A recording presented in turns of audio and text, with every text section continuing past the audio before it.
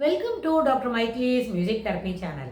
இன்றைய பதிவில் கான்ஃபிடன்ஸ் அது எந்த அளவுக்கு நம்ம முன்னுக்கு எடுத்துக்கணும், அடுத்தது நம்மளோட அந்த இன்டராக்ஷன்ஸ், சோஷியல் இன்டராக்ஷன்ஸில் ஹவ் அட்ராக்டிவ் வி ஆர் அப்படின்னு நம்ம பார்க்கலாம். முதல்ல அட்ராக்டிவ்ன்ற வார்த்தைக்கு just not by dress, physical personality காட்டிலும் the personality, the mask which we are having, which we are wearing, அது என்ன பண்ணுறதுன்னா இன்டராக்ஷன் லெவலில் நம்மளை எப்படி இம்ப்ரூவ் பண்ணிக்கலாம் அப்படின்றத அதை காட்டித்தரும். Over the period that can be slowly improved and என்ன என்ஹான்ஸ் பண்ணிக்க முடியும். அதனோட பர்சனாலிட்டி மேக்கப்பில் சிறப்பானவங்களாக இருக்கணும். இப்போ நம்ம லோயர் லெவலில் லேமன்ஸ் வேர்ட்ஸில் பர்சனாலிட்டின்ற வார்த்தையோ மேக்கப்பு அதெல்லாம் பற்றி சொல்லலை. ஒரு சைக்கலாஜிக்கல் ஆஸ்பெக்ட்ஸில் உளவியல் அடிப்படையில் ஒருத்தரோட ஃபிசிக்கல் மேக்கப் பற்றி நம்ம பேசலை, அவரோட பிஹேவியர், சோஷியல் இன்ட்ராக்ஷனில் ஹவு தே ஆர் அப்படின்னு. டு பிகின் வித் அந்த செல்ஃப் கான்ஃபிடன்ஸ், என்ன செல்ஃப் எஸ்டீம், சோஷியல் இன்ட்ராக்ஷன், அது ரெண்டுத்தோடு அதை பார்க்கும்பொழுது முதல்ல to begin with if you are interacting with some people, யாரோட பழகினாலும் அவங்களோட நம்ம பேசினாலும் எந்த மாதிரி பேசுகிறதா இருந்தாலும் எந்த மாதிரி, either it is related to business or related to personal conversations, even otherwise just like that கேஷுவலாக இருந்தாலும் முதல்ல we should meet the people eye to eye contact.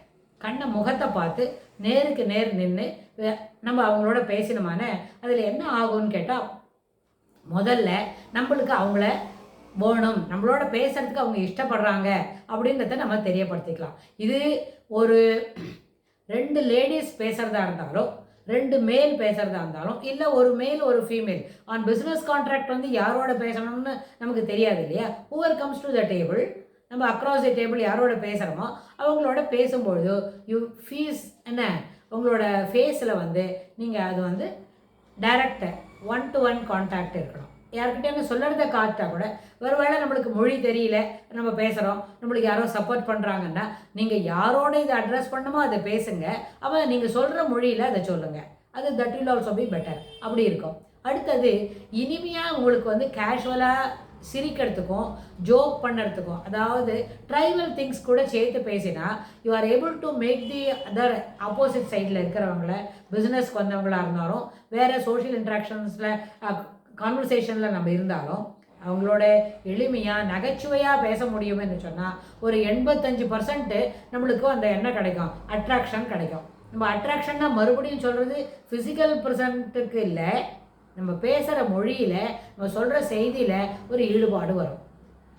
இதெல்லாம் சாதாரண விஷயந்தான், எல்லாருக்கும் தெரியும் தான் அப்படின்னு நினைக்கிறோம். ஆனால் நம்ம வீட்டுக்குள்ளே இருந்தாலும் வெளியில் இருந்தாலும் ஒருத்தர் முகம் பார்த்து பேசுறது இல்லை அப்படின்ற அந்த கம்ப்ளைண்ட் நிறைய வருது.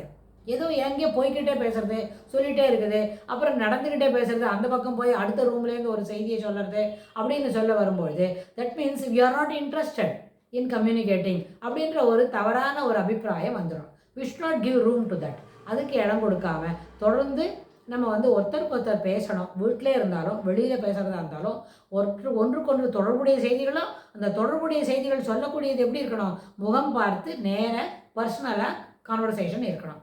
இது வந்து சரி, இந்த மாதிரி பழக்க நடத்தைகள் நிறைய பேருக்கு இருக்குது. They're all good at communication, conversation கூட ரொம்ப நல்லா போகுது அப்படின்னு சொல்கிறோம். ஆனால் அந்த மாதிரி நேரத்தில் சிலவங்க ரொம்ப சிறப்பாக வேலை செய்கிறாங்க. அது வகுப்பறையாக இருந்தாலும் இல்லை ஒரு பள்ளிக்கூடத்துக்கு போகிற ஆசிரியராக இருந்தாலும் இல்லை ஒரு பாடம் சொல்லி கொடுக்குற ப்ரொஃபஸராக இருந்தாலும் வீட்டில் இருக்கிற ஹோம் மேக்கராக இருந்தாலும் செய்கிறாங்க அப்படின்னா when they are efficient in executing more work அப்படின்னா அவங்கள பார்த்து நம்ம என்ன பண்ண வேண்டாம், envy, jealous, anger அதெல்லாம் வெளியில் காட்ட வேண்டாம். அவங்கள நம்ம ஒரு காம்படிட்டராக நினைக்க வேண்டாம். இன்ஸ்டன்ட் நம்ம என்ன நினைக்கலான்னு கேட்டால் அவங்களோட போய் பழகி how they are able to manage all these things, how they are efficiently executing all these work அப்படின்னு அவங்கள கேட்டு பழகி அவங்களோட டெக்னிக்ஸை நம்ம தெரிஞ்சினோன்னு வைங்க, it will be helpful to us as well as நம்ம கூட அப்படி ஒரு மல்டி டேலண்டடாக மாற முடியும். ஆனால் ப்ரெசன்ட் சினாரியோவில் பொண்ணுங்களோ பசங்களோ எப்படி நினைக்கிறாங்க, அவன் ரொம்ப இவனாக இருக்காண்டா, அவனோட ரொம்ப பழக முடியாது அப்படின்னு ஒரு ரிசர்வேஷனுக்கு வராங்க. It should not be like that. அது அப்படி இருக்கக்கூடாது. இன்ஸ்டட் எப்படி இருக்கணும், how he is able to make all these things அப்படின்றத அவங்களோட பேசி பழகி நம்ம தெரிஞ்சிக்க வேண்டியது அத்தியாவசியம். அப்போ தான் நம்மளால் என்ன பண்ண முடியும், அதை பற்றி தெளிவாக நம்மளால் தெரிஞ்சிக்க முடியும். Instead of making them as a competitor. நம்மளுக்கு போட்டியாக வந்திருக்கிறாங்க, நம்மளோட இதை என்ன பண்ணுவாங்க, தே வில் நம்மளோட ஒரு இன்ட்ரூடராக நினைப்பாங்க அப்படின்னு நினைக்கிறதுக்கு பதில் no one is intruded to anyone's life. Instead we can learn from them. It is an opportunity. அதில் வேறு முக்கியமான விஷயம், அவங்க நம்மளுக்கு ரொம்ப தெரியப்பட்டவங்களாக இருந்தாங்கன்னு வைங்க, ரொம்ப சந்தோஷம், ஈஸியாக அவங்கள என்ன பண்ணிக்கலாம், ஃப்ரெண்டு பிடிச்சிக்கிட்டு அவங்கக்கிட்ட இருக்கிற டெக்னிக்ஸை நம்ம கற்றுக்க முடியும். அவங்களோட சேர்ந்து பழகினா சில டிப்ஸ் எல்லாம் சொல்லுவாங்க, that will be useful to us. அதனால் எப்போவுமே நல்லபடியாக சிறப்பாக, அது வகுப்பறையில் கூட ஏற்புடையது தான். ஒரு பையன் நிறைய மார்க் வாங்குறான், எல்லா சப்ஜெக்ட்லையும் ஈஸ் டாப்பிங் தி என்ன கிளாஸ் அப்படின்னு சொன்னால், அவன்கிட்ட போய் அவன் ரொம்ப நம்மளோட பேச மாட்டான்டா, அவன்லாம் இவன்ப்பா புத்தக பூச்சிப்பா அப்படின்லாம் அவனை சொல்லாமல், எப்படா இவன் வண்டி இப்படி படிக்கிறான், அவனுக்கு எதிராக அவ்வளோ டைமு, இவங்ககிட்ட கூட கேட்ஜெட் இருக்குது தானே, அவன் கேட்ஜெட்டை பார்த்துக்கிட்டே இருக்க மாட்டானா, எந்த நேரம் டிவி பார்க்க மாட்டானா அப்படின்னு கேட்டால், what are all the ideas is having, how is implementing those things அப்படின்றத அவன்கிட்ட பேசி கேட்டால், that will be a useful guidance to us. அதனால் எப்போவுமே தன்னை காட்டிலும் சிறப்பாக இருக்கிறவங்கள பார்த்து நம்ம என்ன பண்ணக்கூடாது, நெகட்டிவ் எமோஷன்ஸை வளர்த்துக்காமல், instead we will develop the positive attitude to interact with them. That will be of good use. அது நம்மளுக்கு ரொம்ப பயனுள்ளதாக இருக்கும். அதே மாதிரி நெகட்டிவ் எமோஷன்ஸ்ன்றதை எங்கேயுமே பயன்படுத்த தெரியாது அப்படின்னு சொன்னால், it is a plus point, it is an added advantage அப்படி இருக்கும். ஆனால் இன்ஸ்டன்ட் எங்கேயும் நம்ம என்ன பண்ணுவோம், நெகட்டிவ் எமோஷன்ஸை பயன்படுத்துவோம் அப்படின்னா, தட் வில் இதை கொஞ்ச நாள் கழிச்சு அது என்ன பண்ணோம், அது ஒரு டிபாக்கலுக்கு கூட்டிகிட்டு போகும். அப்படி இருக்காமல் எப்போவுமே positive emotions, speak positive, think positive, execute positive actions, எல்லாமே நம்மளால் முடியும் அப்படின்னு இருந்தால், நம்மளோட பர்சனாலிட்டி மேக்கப் இருக்கே, the mask which we are wearing to interact with others, அது ரொம்ப கலர்ஃபுல்லாக, அது அட்ராக்டிவாக இருக்கும்.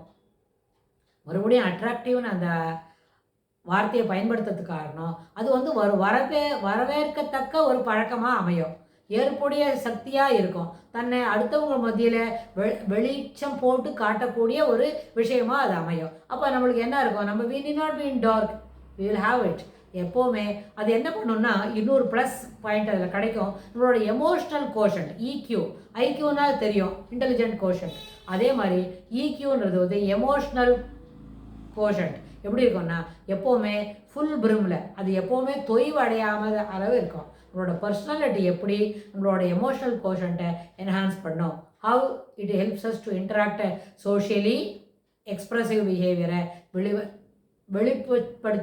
வெளிச்சம்படுத்தி காட்டுறதுக்கு பயனுள்ளதாக இருக்குன்றத வரப்போகிற பகுதியில் தொடர்ந்து பார்க்கலாம். அதாவது இக்யூ அண்ட் பர்சனாலிட்டி அப்படின்றத பார்க்கலாம். தேங்க்ஸ் ஃபார் வாட்சிங்.